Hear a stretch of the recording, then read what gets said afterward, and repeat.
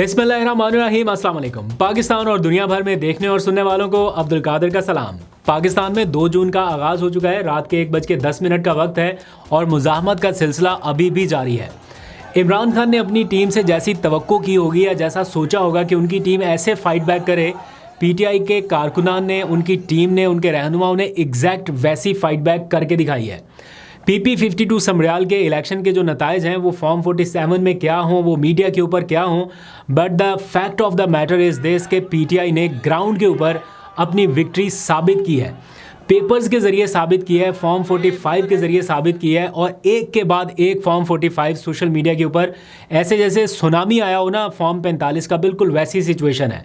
PTI versus everything में पाकिस्तान तहरीक इंसाफ के कारकुनान ने क्या ज़बरदस्त फाइट बैक की है और एक के बाद एक एविडेंस के साथ, हालांकि तमाम तर रुकावटें, मुश्किलात, सारी हुकूमती मशीनरी वो एक तरफ, लेकिन कारकुनान ने बहरहाल ये साबित किया कि वो इमरान खान के नज़रिए के साथ खड़े हैं। दूसरी साइड पे क्या हो रहा है, ऐसे फॉर्म 45 दिखाए जा रहे हैं जिनके ऊपर ना नाम है, ना स्टैंप है, ना पोलिंग स्टेशन का कोई अता पता है, और वो जनाब दिखाए जा रहे हैं और फिर खाली नारे के जनाब शेर आ गया तो जीत गया, तो ये हो गया वो हो गया। और यहाँ पर जो ग्राउंड रियलिटी है वो बिल्कुल डिफरेंट है। किसी चीज़ को साबित करने के लिए उसके साथ साथ आपको फैक्ट्स भी बताने पड़ते हैं। जो भी इसके नताइज इस टाइम पीटीआई के सामने है, हो सकता है डिसअपॉइंटमेंट हो पीटीआई के कुछ कैंप्स में कि जनाब हर बार हमारे साथ ये हो रहा है, वोट जो है हमारा वो किसी और जगह से जाके निकल रहा है। लेकिन समहाउ कभी कभार ऐसा भी होता है, ब्लेसिंग इन डिस्गाइज होता है ना, जैसे कभी कभार बहुत बुरा भी हो जाए तो उसमें भी कुछ अच्छा पहलू निकल आए। तो ये उस तरह का माहौल है, क्योंकि पीटीआई को शायद इस एहतजाजी तहरीक जो कि वो शुरू करने जा रही है उससे पहले इस किस्म का मोमेंटम चाहिए था, इस किस्म की यूनिटी चाहिए थी, इस किस्म के वो जैसे बोलते हैं ना किक मिल जाना, वो बिल्कुल वैसा माहौल इस टाइम पीटीआई के कैंप में नज़र आ रहा है। कुछ अर्सा पहले तक जो आपस में दस्तों गिरबा नज़र आ रहे थे, अभी इस सारे माहौल ने, इस टेम्परामेंट ने पीटीआई को वापस यूनाइट कर दिया। और इस नई एहतजाजी तहरीक से पहले वो जो मुज़ाहमती मोमेंटम उनको दरकार था, जो चाहिए था, जो एक वो फील उनको चाहिए थी, वो एग्जैक्टली उसी टोन में, उसी मोड में वापस चले गए हैं। और अभी आप देखें कि सड़कों के ऊपर क्या माहौल है। और ये सिर्फ एक हल्के की बात नहीं है, सिर्फ सियालकोट का PP52 ये कोई सिर्फ एक हल्के की बात नहीं है, ये ओवरऑल एक नैरेटिव की बात है, एक पार्टी के नज़रिए की, एक पार्टी के नैरेटिव की बात है, जहाँ कारकुन से लेके, रहनुमा से लेके, उनका आम वर्कर तक सारा एक लाइन में एक ही सोच के साथ खड़ा नज़र आ रहा है कि ये उनकी जीत थी, उनकी जीत है और इसको बदलने की कोशिश की गई। अब आगे इसका मुकाबला उन्होंने किस तरह से करना है, जारी बात है कोई हथियार तो उन्होंने उठाने नहीं है। हमने अभी भी देखा जो लोग एहतजाज करते दिखाई दे रहे हैं वो मोबाइल फ़ोन की टॉर्च लाइट्स जला के अंधेरे में एहतजाज कर रहे हैं और वो रिकॉर्ड करा रहे हैं अपना प्रोटेस्ट, और इसको नहीं मानने के लिए तैयार कि ये जो जीत का एक ख़बरनामा चलवाया गया कि जनाब जीत गए, इसको वो मानने के लिए तैयार नहीं है। चले पीटीआई को तो एक लम्हे के लिए साइड पे रख देना, ये तो फॉर्म 47 वाले आपस में ही उलझे हुए हैं इस टाइम।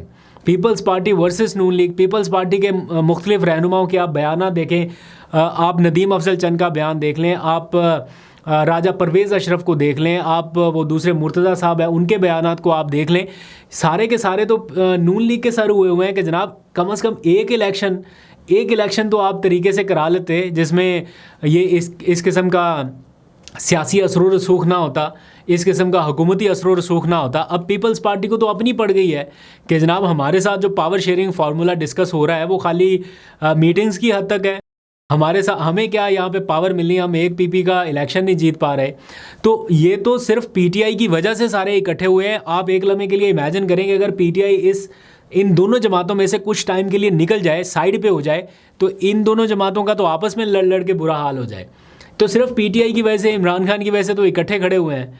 इमरान खान हटा, पीटीआई साइड पे हुई, तो ये तो आपस में ही दस्ते गिरोबान नजर आएंगे आपको। बहरहाल इस टाइम सोशल मीडिया के ऊपर फॉर्म 45 का सुनामी है, एक के बाद एक क्लियर एविडेंस आपके सामने आ रहा है। और हैट्स ऑफ टू पीटीआई की जितनी भी रहनुमाओं की टीम है, इस बार आपको कम से कम दाद देनी पड़ेगी।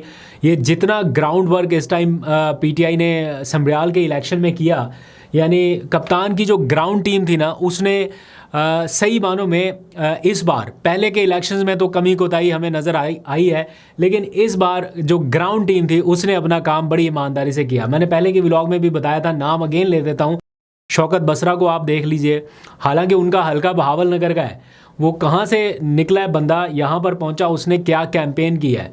Alia Hamza man of the match जिसे कहा जा सकता है कि उन्होंने, एक खातून है, जो भी है, जेंडर डिस्क्रिमिनेशन नहीं होती, नहीं करनी चाहिए, लेकिन फिर भी उन्होंने बड़ा ज़बरदस्त मुकाबला किया। उन्होंने कई मर्द रहनुमाओं से आगे जाके अपना इनपुट जो है वो दिया है, इसमें कोई शक नहीं है। फिर यासर गिलानी, लाहौर से उनका ताल्लुक़ है, लाहौर के हल्के से, अपना इलेक्शन भी उनके साथ यही हुआ, फॉर्म 45-47 वाला रोला उनके साथ भी था, शौकत बसरा के साथ भी था। ये लोग जो है ना, ये उस दर्द को शायद समझते हैं कि इनके आखिर में इनके साथ क्या हुआ। इन्होंने पूरी जान मारी है और हर मुमकिन कोशिश की कि अपने वोट का तहफ़्फ़ुज़ कर सके, वोट का पहरा दे सके, लेकिन उसकी भी एक लिमिट है कि एक्सट्रीम तक जाके जो कर सकते थे वो किया है। उसके आगे फिर आपको पता है हुकूमती मशीनरी, रियासती वसाइल, और अभी पता है इनके अपने लोग कह रहे हैं कि हम एक बड़ी साजिश से भी बचे हैं। अगर खुदा न खास्ता हमने जितने अपने वर्कर्स यहाँ पे चार्ज थे इनको पुरअमन ना रखा हो या ना रखा होता तो कोई और चीज़ ऐसी हो जाती जो खुद इनके गले पड़ती। तो इसलिए पुरअमन रहना भी बड़ा ज़रूरी है। अपनी मुज़ाहमत जारी रखें, अपना एहतजाज जारी रखें, लेकिन पुरअमन भी रहना होगा। और इस बार पीटीआई की लीडरशिप ने मेक श्योर किया कि उनका वर्कर जो है वो एग्रेसिव बेशक हो लेकिन पुरअमन रहे। पहले भी रहते हैं लेकिन इल्ज़ामात की हद तक तो वो कुछ भी, कोई भी चीज़ आ जाती है, तो इस बार ये कोशिश की गई।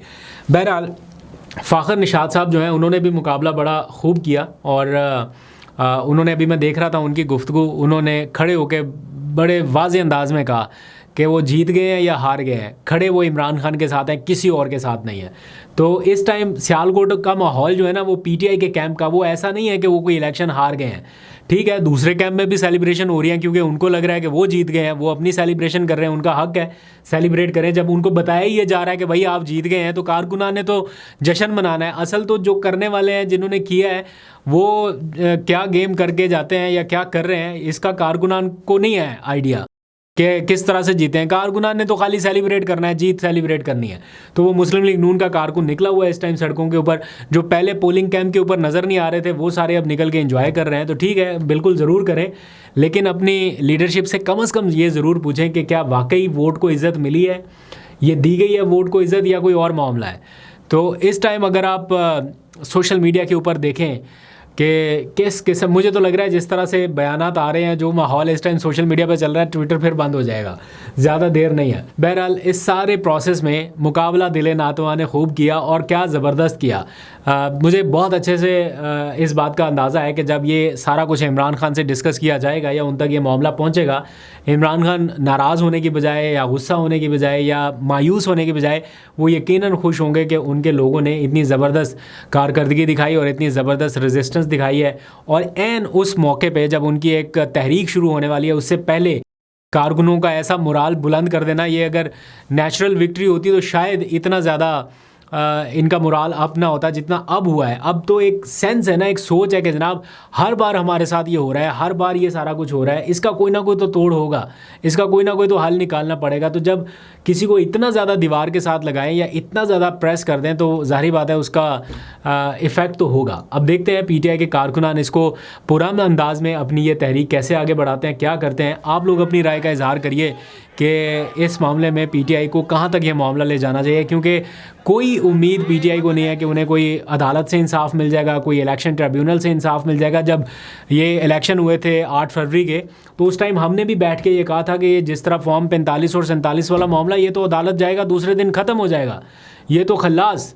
लेकिन 26वीं तरमीम से पहले तक भी अदालतें इतनी मफलूज हो गई थी कि वो नहीं कुछ कर पाए, और अब तो फिर 26वीं तरमीम आ गई, तो ना तो अदालत से कोई इंसाफ मिलने की तवक्को है इस मामले में अगर कोई ये पिटीशन लेके जाएंगे। और अगर कहीं से इंसाफ मिलना भी होगा तो ये 3 साल 4 साल तक तो ऐसी चलती रहेगी पिटीशन, जब तक नए इलेक्शंस का टाइम हो चुका होगा। और अगर ये कहेंगे कि इलेक्शन कमीशन सुनवाई कर लेगा तो फिर तो अल्लाह ही हाफ़िज़ है। एनीवेज़, ये इस टाइम का पूरा मंजरनामा है। पीटीआई क्लेम कर रही है कि वो जीत चुकी है, पीएमएलएन क्लेम कर रही है कि वो विक्ट्री ले चुके हैं। सिचुएशन आपके सामने है। According to form 45 PTI clearly बता रही है या इंडिकेट हो रहा है कि उनके वोट ज़्यादा हैं। बट यहाँ पर क्या माहौल है, लोग कहते हैं कि जनाब हम मजबूर हैं। जिनके पास ओहदा है या इख्तियार है वो फिर एट द एंड कह देते हैं कि हम मजबूर हैं। बहरहाल देखते हैं, अपना फीडबैक ज़रूर दीजिएगा। अभी तक के लिए इतने, अपना बहुत सा ख्याल रखिए। अल्लाह हाफ़िज़।